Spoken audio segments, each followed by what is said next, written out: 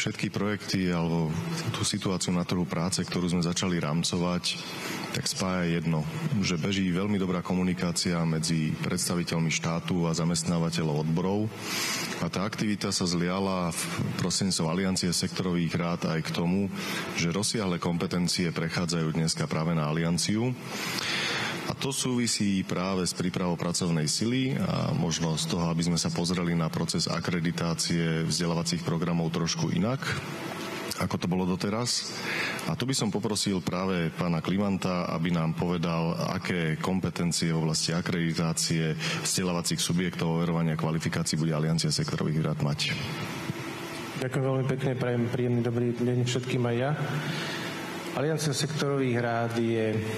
relatívne mladou inštitúciou, ktorá má ale samozrejme nejakú dlhšiu tradíciu už aj v oblasti sociálneho dialógu a sektorových rád, ktoré existovali predtým.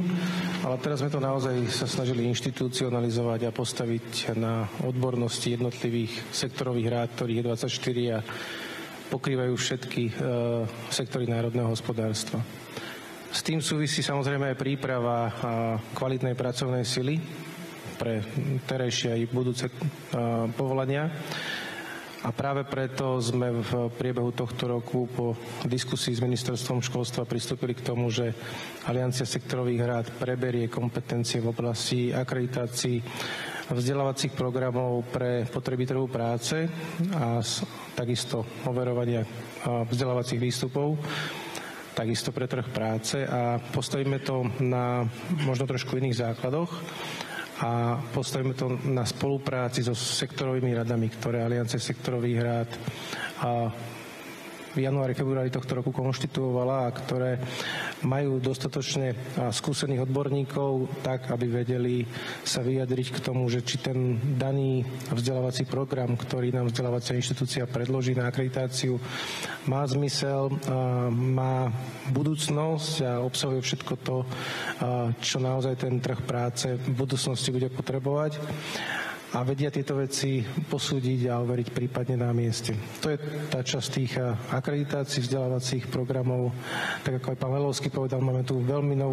nový sektor digitálnych zelených zručností, preto budeme opätovne spolupracovať jednak so sektorovou radou pre IT a takisto aj s digitálnou koalíciou na týchto aktivitách. A okrem toho teda ešte preberáme aj kompetencie v oblasti overovania vzdelávacích výstupov. To znamená, keď človek v rámci svojho života možno neabsolvuje úplne to formálne vzdelávanie, ale